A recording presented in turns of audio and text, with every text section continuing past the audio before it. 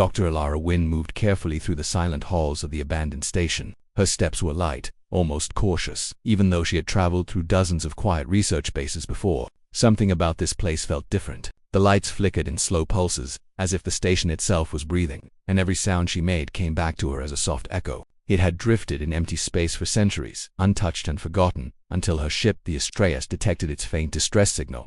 The distress call had no message attached, no words, no coordinates, only a repeating tone from a long-lost age. That alone had been strange enough, but once Alara boarded the station, she sensed a feeling she could not name, like she had stepped into a memory that did not belong to her. Her task was simple: check the cryogenic vaults. The station logs suggested they had been used during the pre-collapse era, before Earth fell and before humanity scattered across the stars. Most vaults from that period were damaged or empty by now. Still, protocol required inspection. As she reached the final cryo wing, she paused. This part of the station had a different atmosphere. The temperature dropped a little, and a faint mist floated along the floor. The overhead lights glowed with a soft blue shimmer that gave everything a dreamlike look. The cryopods stood in 2 long rows, covered in dust. Most were broken, dark, or open. She expected nothing new. Then she saw it, at the far end of the room. A single pod still hummed with power. A soft green light blinked rhythmically on its front panel. Alara frowned and stepped closer. It made no sense.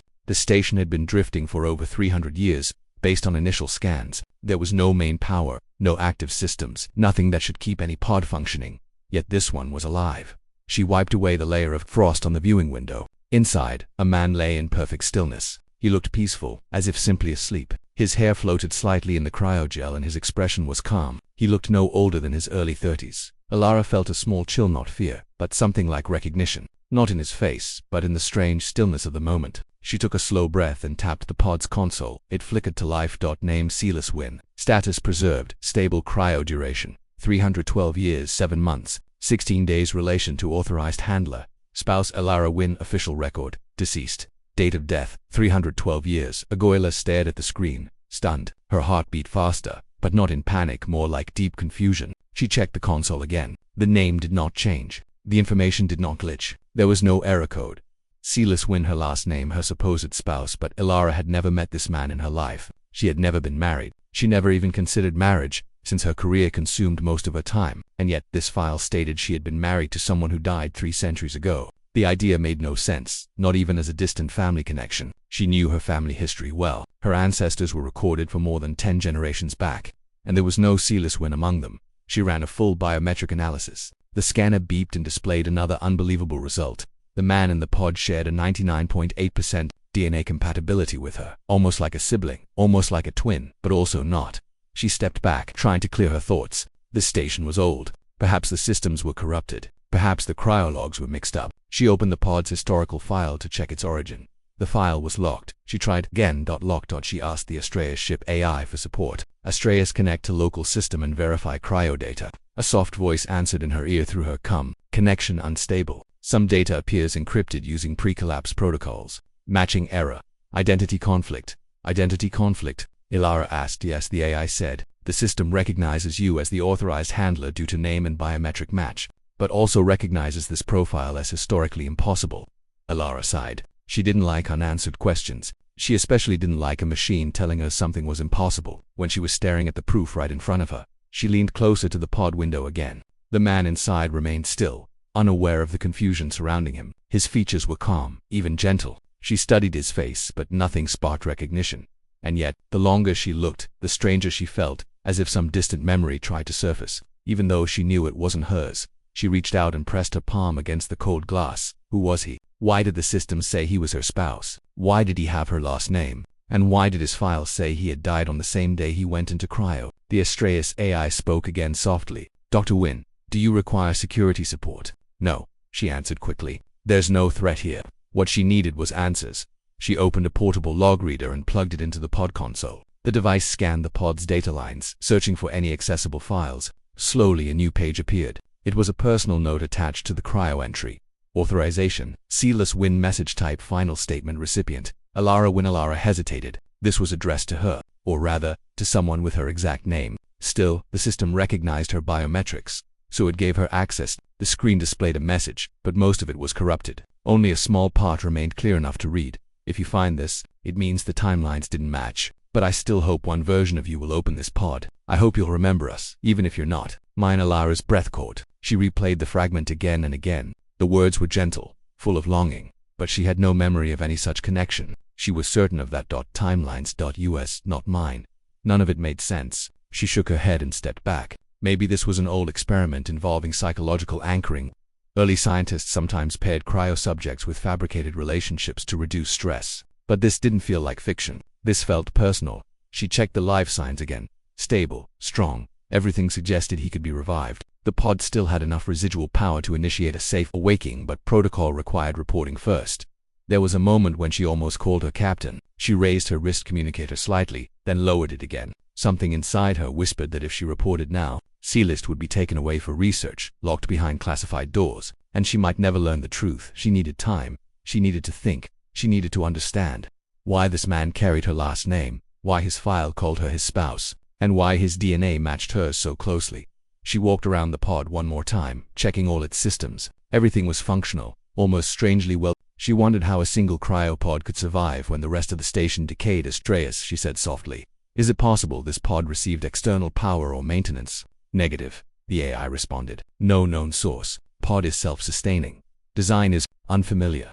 Unfamiliar. Another mystery. Ilara crouched beside the pod's main panel and touched its side. The metal felt warm, almost comforting, despite the cold environment. That she whispered, almost without thinking, "Who are you?" The man did not answer, of course, but the steady hum of the machine felt like a heartbeat in the silence. Ilara straightened and took a slow breath. She couldn't leave him here, not after discovering so much strange information. If the pod shut down later due to power loss, he could be lost forever. She couldn't allow that, not until she had answers. She opened a communication link. Astreus, prepare a secure transport field. I'm bringing this pod aboard. Understood, the AI replied. Shall I notify the captain? Not yet, she said quietly. This is a personal investigation. As she stood beside the pod, waiting for the transport field to form, she looked once more at the name on the console. Silas Wynn, her supposed spouse, her supposed future, or past, or something entirely different. She didn't know yet, but she was certain of one thing. This discovery was going to change everything. Ilara watched the cryopod float carefully into the hold of the pod hummed softly as the magnetic transport field stabilized it in place. She ran her fingers along the control panel again, checking every readout. Everything indicated he was alive, perfectly preserved, and ready for revival. Yet her mind raced with questions she could not answer. How could a man who supposedly died 3 centuries ago still exist? How could he carry her last name? And most of all, why did his file call her his spouse when she had never been married? Ilara shook her head. She knew one thing. She had to see him awake. She needed to hear his voice. She needed to know whether the connection the pod suggested was real or some strange error. She initiated the revival sequence, a slow and careful process designed to awaken long-term cryo subjects without causing trauma. The pod hissed as its internal systems warmed the cryogel. Steam drifted around the glass dome, and Ilara watched the man inside. At first, nothing changed. Then, slowly, the lids of his eyes fluttered. The first moment his eyes opened, Ilara felt a strange jolt in her chest. His gaze was steady, calm, and somehow familiar. For a moment, she thought she might be imagining it. But no, he was looking directly at her, and recognition seemed to flash in his eyes. His voice was low, cautious, but it carried a strange certainty, as if he had expected her to be here. Yes, she said softly, trying to keep her voice steady. I'm Ilara. Do you know me? His eyes widened slightly. Of course, I've been waiting for you. I knew you'd come. Ilara took a small step back. Waiting for her? How could he have known? Her mind searched for explanations. Perhaps the pod had been designed with a psychological program to make him believe she existed. But his expression was real. His voice carried emotion she could not fake. I don't understand, she said. The files say you died. Over 300 years ago. He nodded slowly. Yes, I died. But not completely. I was preserved. I waited for you. Her heart skipped a beat. Waited for me. But I've never met you before. His gaze softened. Not in this timeline perhaps, but in another version of your life. We were together. I was supposed to find you here, and I did. Ilara's mind spun. Another timeline. He nodded. It's complicated.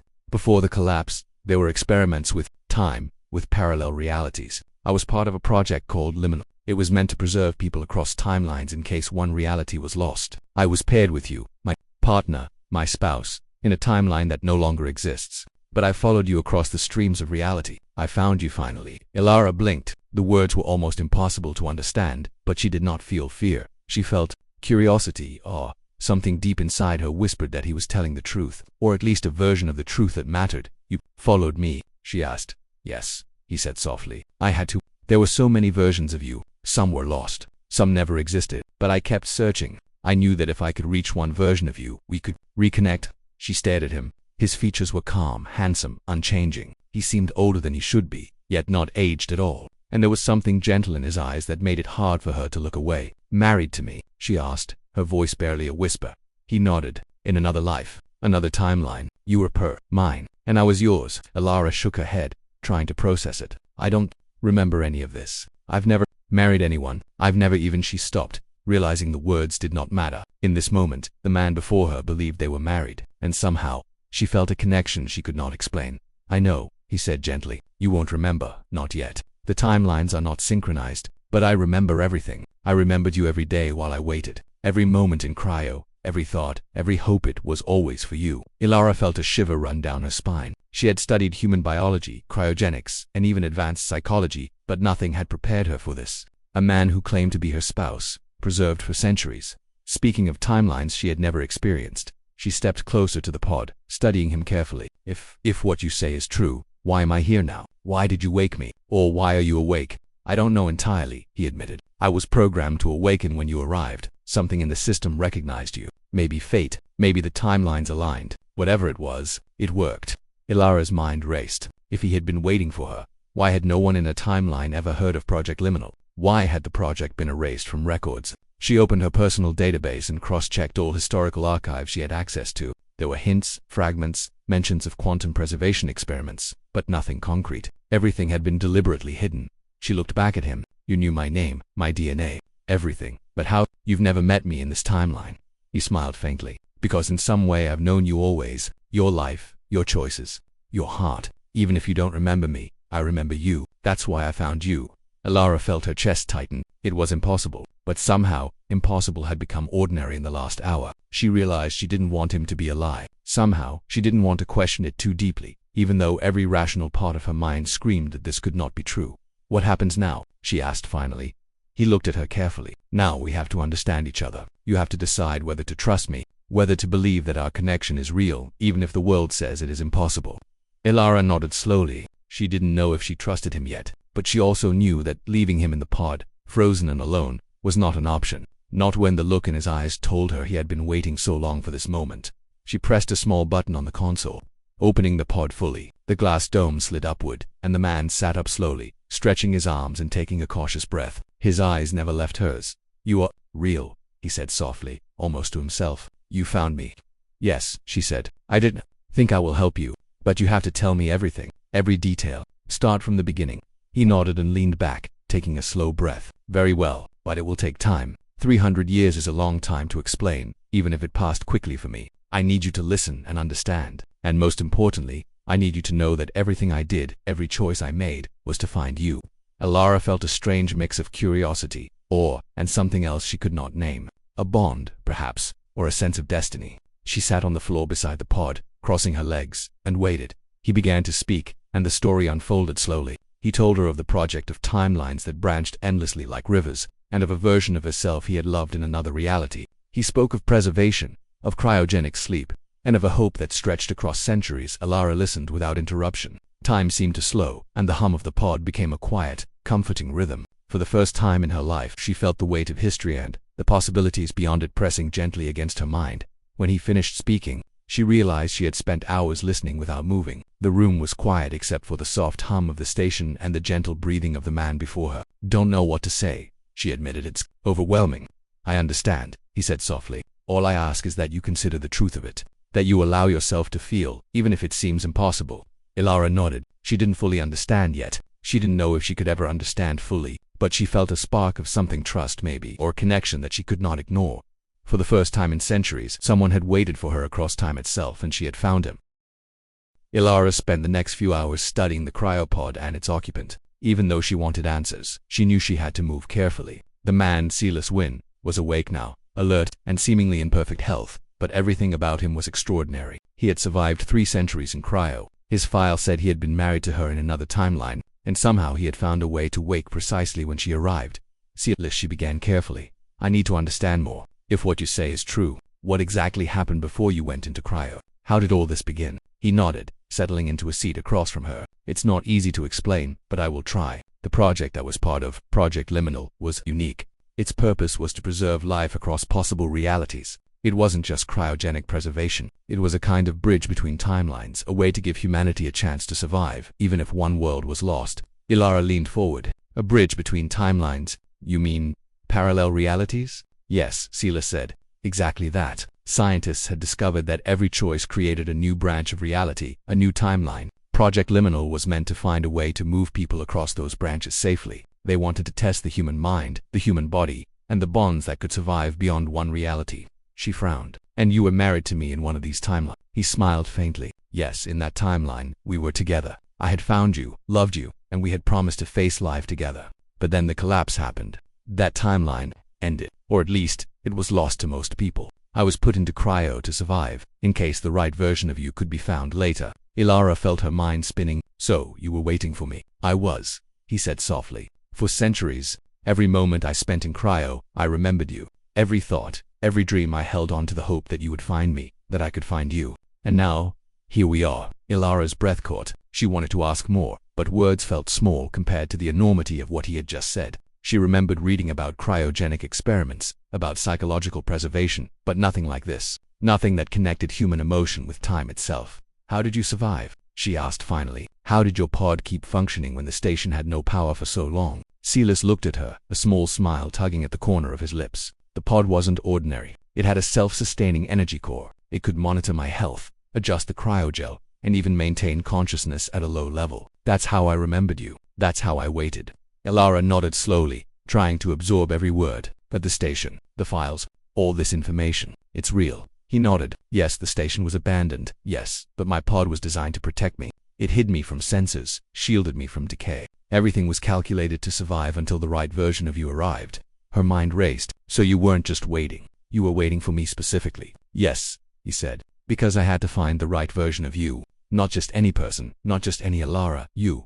The one who could understand this. Who could connect with me across time. That was always my hope. Ilara felt a strange warmth in her chest. It wasn't just curiosity anymore. It wasn't just fascination. It was something deeper, something she couldn't yet name. She looked at him carefully, studying his features. He looked human, normal, yet there was an intensity in his eyes that suggested he had lived centuries of experience, even if frozen in cryo. Silas, she said slowly, how can I be sure this isn't some kind of programming, some trick? Maybe your mind is artificial or these memories are implanted. He shook his head gently. No, every thought, every memory, every emotion is mine. I remember the life we shared in another reality. I remember your laugh, the way you think, your favorite things. None of it is artificial. But it may feel impossible to you because your timeline has no memory of it yet. Ilara thought about the fragments she had seen in the encrypted file, the message that had survived centuries. You wrote to me, she said softly. Even when you were in cryo, you hoped I would find you. You hoped I would understand. Yes, he said, and now you have. I know it's overwhelming. I know it sounds impossible. But sometimes, truth is stranger than we can imagine. I waited for you. I found you, and now, we have a chance to understand everything. Ilara's mind was still spinning, but she knew one thing. This was real, or at least, she wanted it to be real. The way he spoke, the way he looked at her, the way the pod had waited, everything suggested that he was more than just data, more than just preserved tissue. He was him. Okay, she said finally, trying to steady her voice. Then start from the beginning. Tell me everything you remember. I want to understand. Silas nodded and took a deep breath. Before the collapse, humanity was exploring ways to preserve life beyond Earth. There were too many threats: climate change, overpopulation, and the fear of losing entire civilizations. Some scientists believed that even if one timeline ended, another could survive if we preserved key individuals. I volunteered for Project Liminal because I wanted to protect the people I loved, and you were one of them. You were the person I wanted to keep safe, even if our world ended.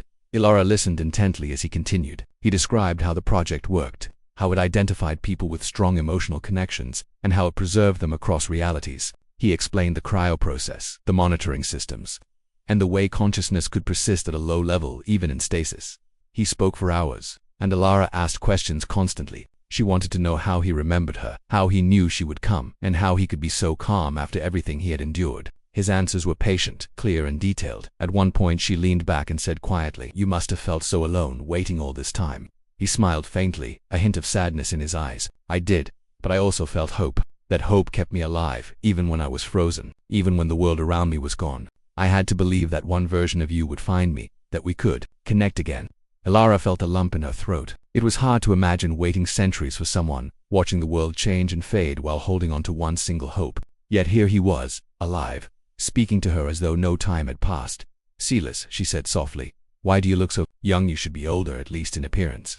"Cryo preserves the body perfectly," he said. "Time doesn't age me while I sleep. That's why I look the same as the day I entered the pod. But my mind carries every memory, every emotion. In some ways, I am older than I look." Ilara nodded slowly. She could see it in his eyes, the weight of centuries, the patience, the longing. And yet, he was calm, steady, certain. Can I trust you?" she asked finally. He reached out, placing his hand gently near hers, though not touching. "You can," he said softly. "I am who I say I am. Everything I have done, everything I have survived, was to find you. I would never ask you to trust me blindly, but I hope, eventually you will."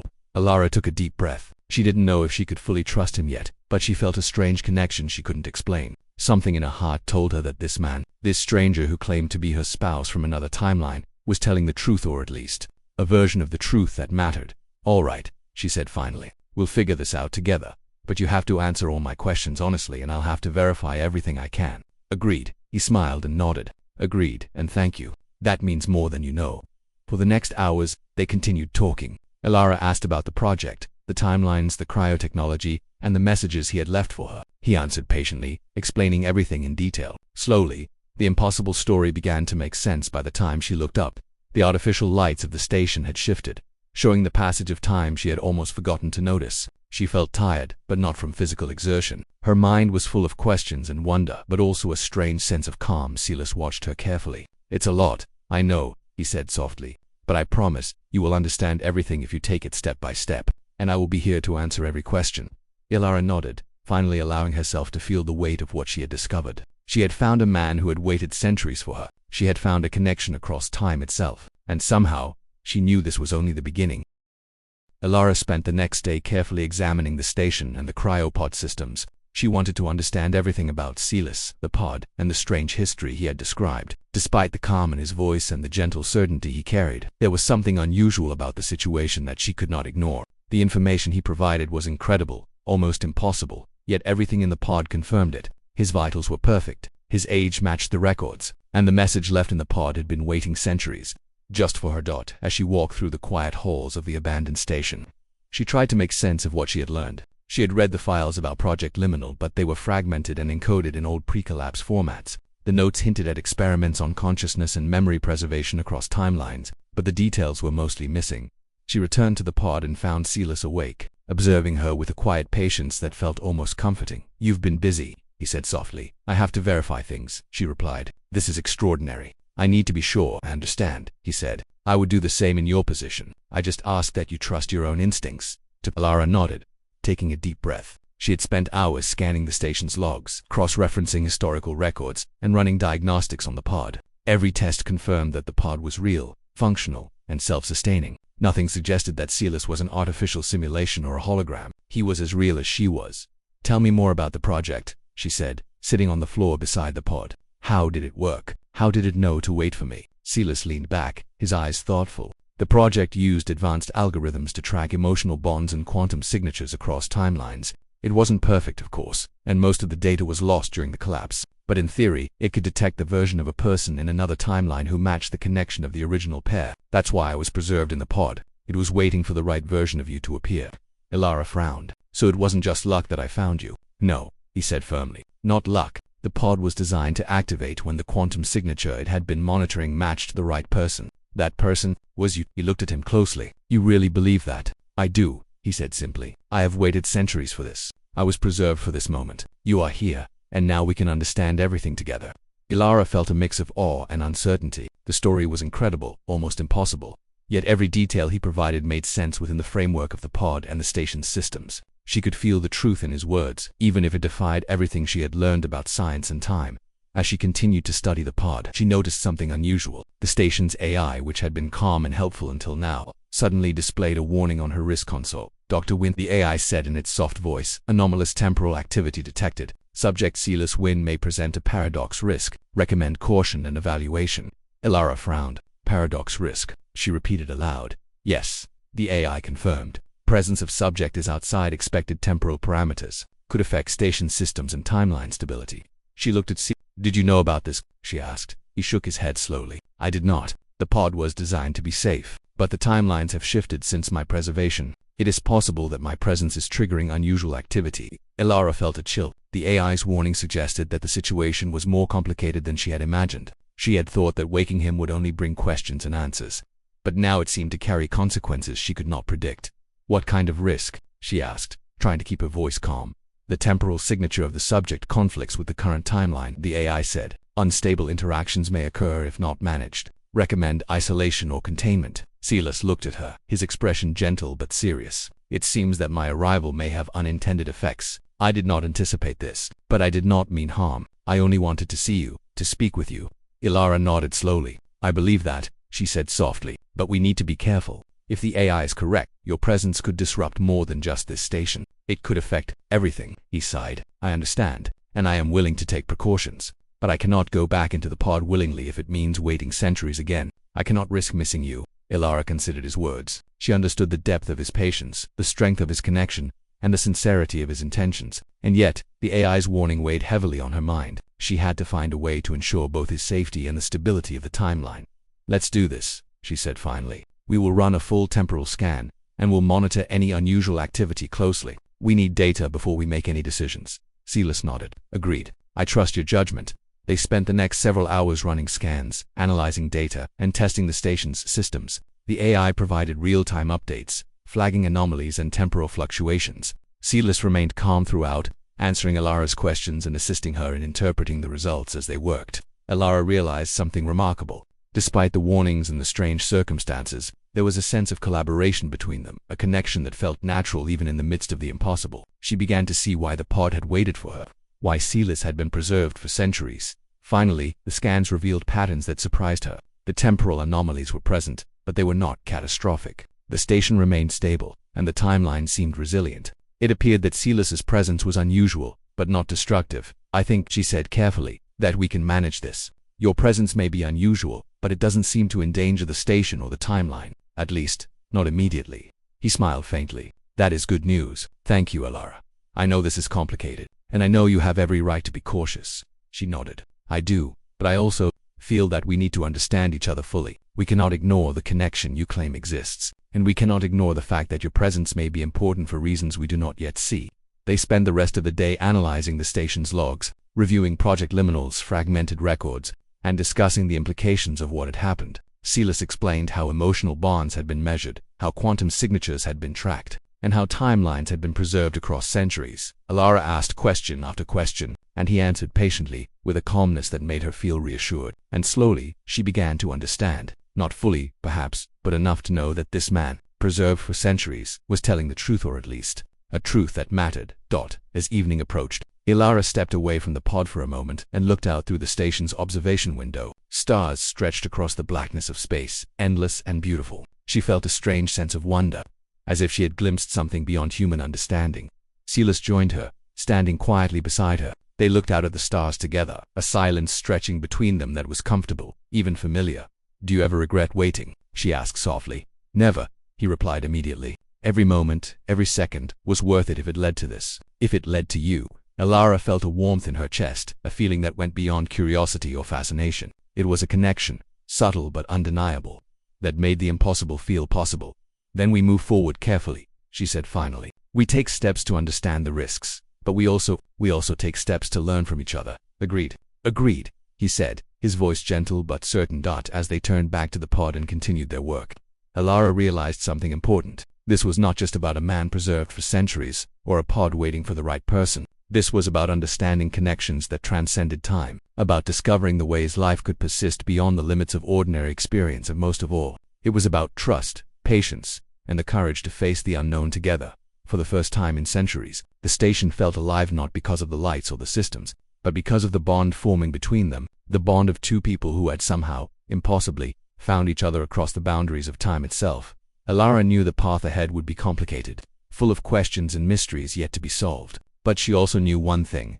She was not alone, and neither was he. Together, they would face the uncertainty, piece by piece, timeline by timeline, until the full truth revealed itself. And in that moment, as the stars shimmered outside and the quiet hum of the station surrounded them, Ilara realized something she had never believed before. that love, patience, and hope could truly transcend even time itself. Elara woke early, the hum of the station her only companion. The events of the past days still felt like a dream, yet the pod in the center of the hold reminded her that it was all real. Sealess, when a man preserved for over 3 centuries, had awoken, spoken to her, and shared a story that challenged everything she had believed about time, life, and reality. And now, it was time to face the next step.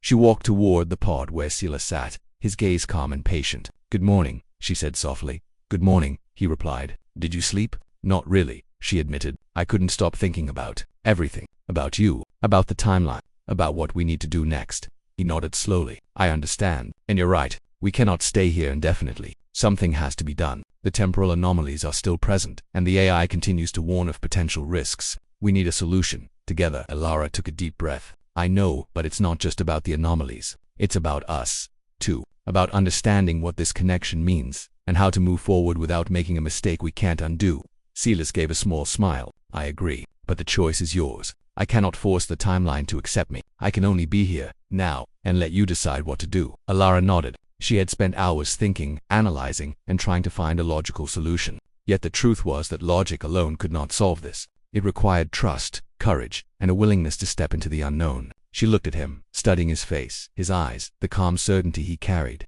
Somehow, centuries of waiting had given him a quiet strength that made the impossible seem possible.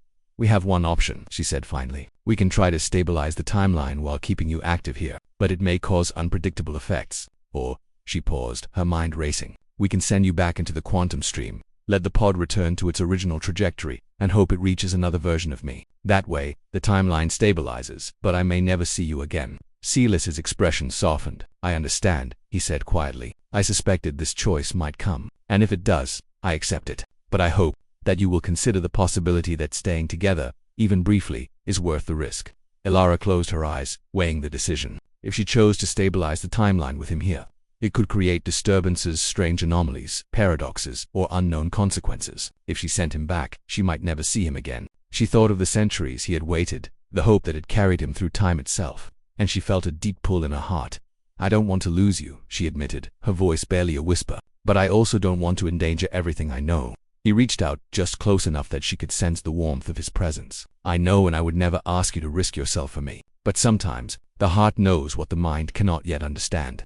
Elara opened her eyes and studied him carefully. She saw honesty, patience, and a quiet determination that matched her own sense of responsibility. She realized that this was not just about timelines or science, it was about connection, trust, and the courage to act despite uncertainty. "I think," she said finally, "we can try, but carefully, step by step, no sudden actions, no risks we cannot control. Together, we will find a way to understand this, to stabilize the anomalies, and to protect both the timeline and us." He nodded, a soft smile spreading across his face. "Together," he agreed. The next hours were spent in careful work. Elara and Sealess ran detailed scans of the station, monitored the pod, and reviewed every data point from the AI. They developed a plan to stabilize the temporal fluctuations. The AI guided them, suggesting adjustments, while Sealess explained how his presence might influence the readings. During the process they talked, not just about science or the anomalies, but about life, about possibilities, and about what it meant to wait for centuries in the hope of finding a single person.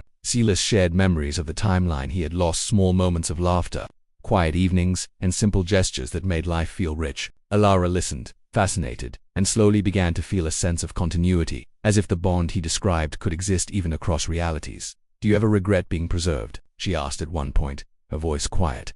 "Never," he replied immediately. "Every moment, even the ones I spent in silence, were worth it, because it led me here. To you, to this moment." Elara felt a lump in her throat. She realized that the weight of centuries, of waiting and hoping, had given him a perspective she could not fully comprehend. Yet in some strange way it made her own choices feel clearer.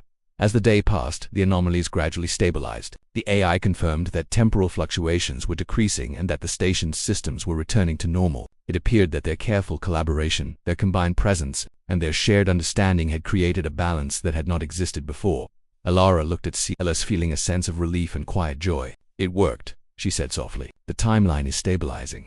He smiled, a gentle warmth in his eyes. "Yes, and we did it together." For a moment, they simply stood there, side by side, watching the stars through the observation window. The vastness of space seemed smaller somehow, as if the universe had shifted to make room for this improbable connection. Then Sealess turned to her, his expression serious but tender. "Elara, I have waited centuries for this. And now that we have time together, even briefly, I want you to know, I will honor whatever choice you make, but I hope that choice will include me. Ilara felt her heart tighten. She thought of the centuries he had endured, the hope that had kept him alive, and the bond they had begun to form. She realized that sometimes, life required courage, not just in action, but in the willingness to embrace the impossible. I choose to trust you, she said finally, her voice firm. We will continue together, step by step, until we understand everything, and we will face whatever comes, together. He reached out and took her hand gently. The touch was warm, real, and grounding. Thank you, he said softly. You have no idea how long I have waited to hear those words. Ilara smiled, a mixture of relief and wonder in her eyes. She realized that the journey was far from over. There would be questions, anomalies, and discoveries yet to come. But for the first time, she felt a sense of hope that stretched beyond science, beyond timelines, beyond centuries. For the first time in centuries, Silas Wynn and Ilara Wynn were together, not just as names on a file, or subjects in a project, but as two people connected across the impossible span of time. As the Astraeus drifted through space, the stars shining brightly outside, Ilara realized something profound. Life was not just about survival, or about science, or about time. It was about connection, hope, and the courage to embrace what seemed impossible. And in that quiet moment, she knew that the bond she shared with Silas would guide them through whatever the future held. They stood together, hand in hand, watching the endless stars, knowing that no matter how long or strange the journey had been, they had found each other, and that was enough. For the first time, the impossible felt real, and the future, uncertain as it was, felt bright.